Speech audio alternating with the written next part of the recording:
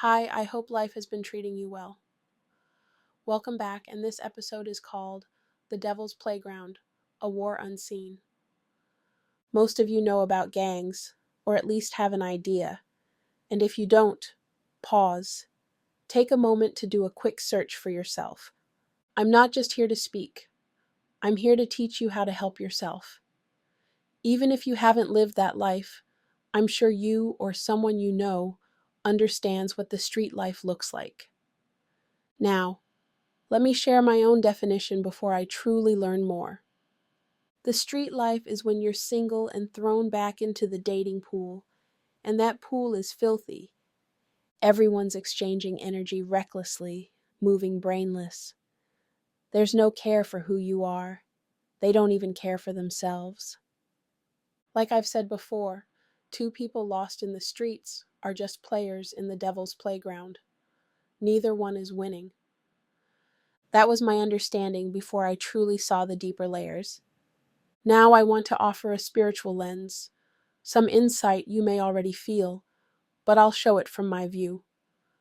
I've been close enough to these worlds to understand why touching each other sexually is more dangerous than people realize, and how to preserve your energy in a world that is built to drain you. Always remember your Creator, because when you forget Him, a strange dimness begins to grow in your heart. One day you'll feel it. You'll miss Him, miss the closeness. That longing is a warning. This chapter might just be that wake-up call. The worst curse on a community is deception with no righteous cause. You might be woke and spiritual, but still plugged into a corrupted system.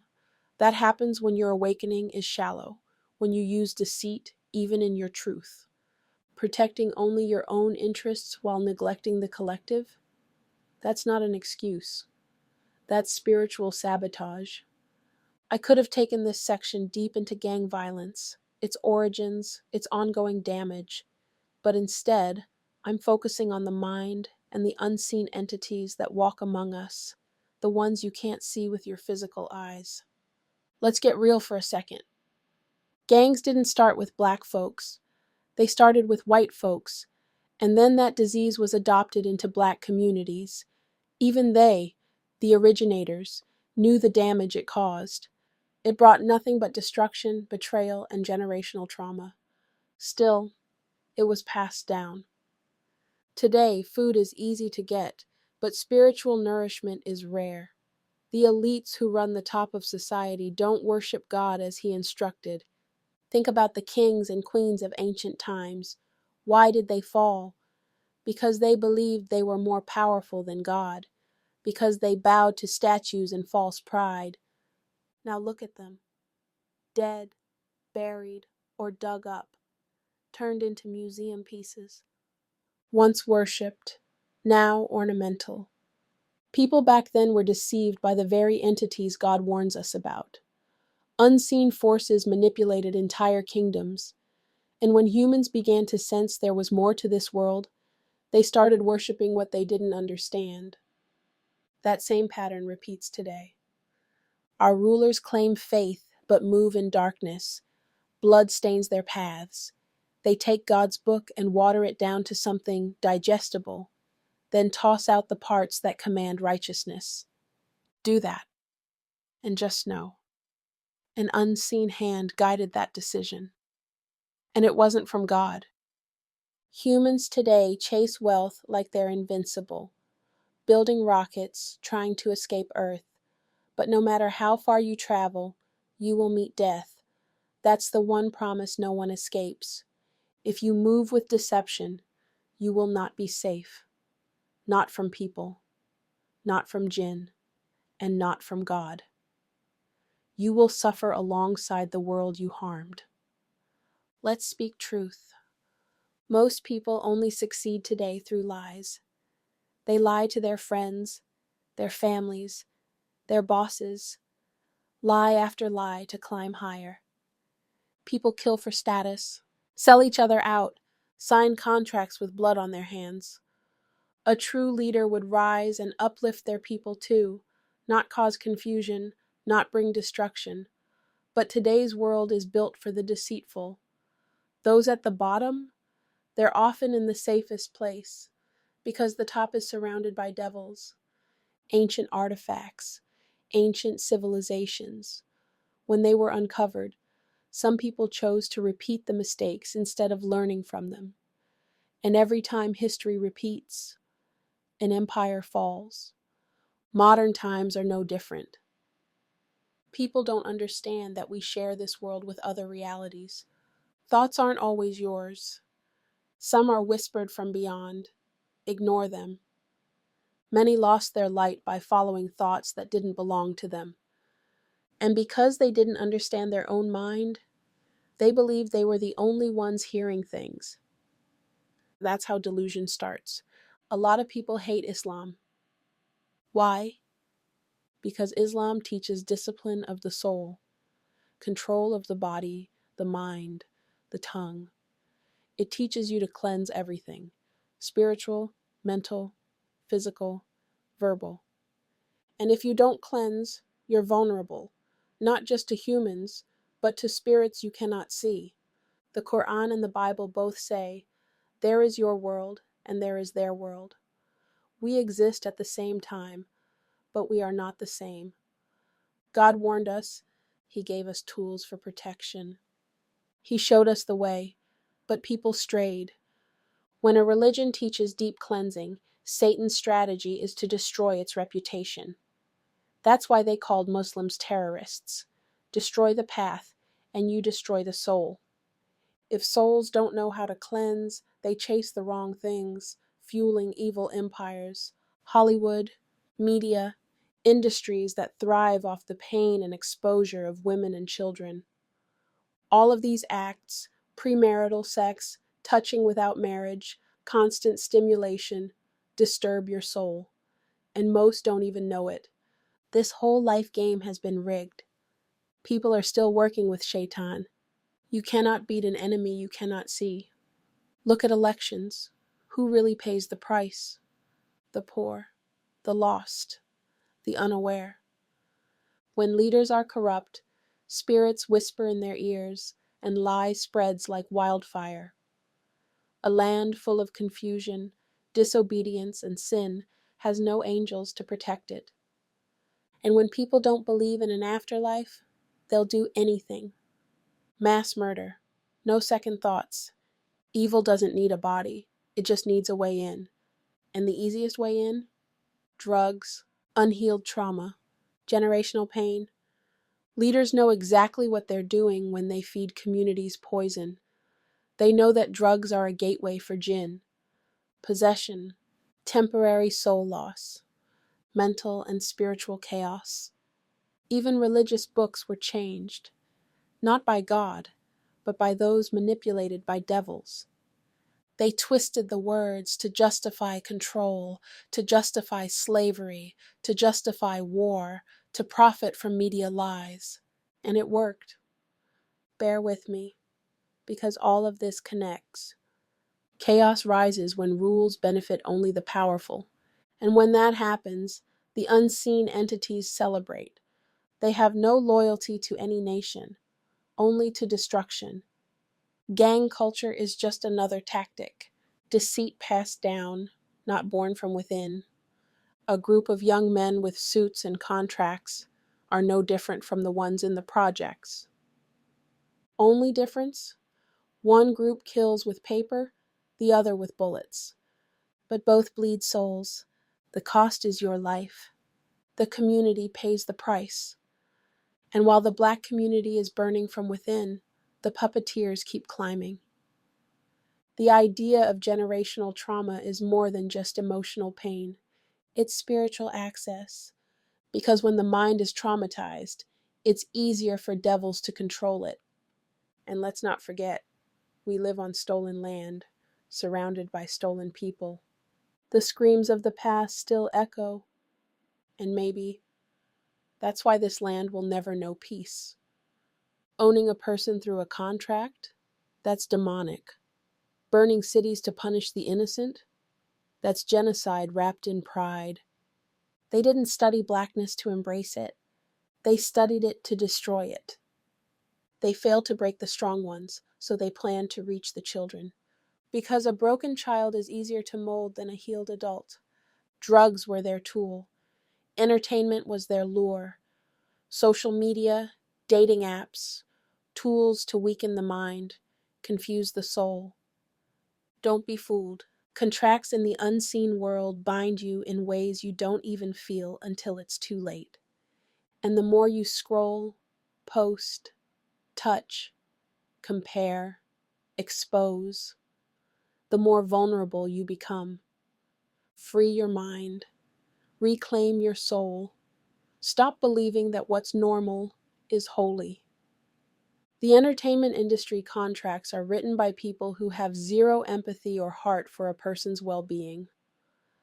A lot of these contracts are intertwined with others. For example, a dating app can be under contract to appear in a film. But in a spiritual sense, when you sign up for that app, your soul becomes a contract too. You meet someone who gives you a verbal agreement.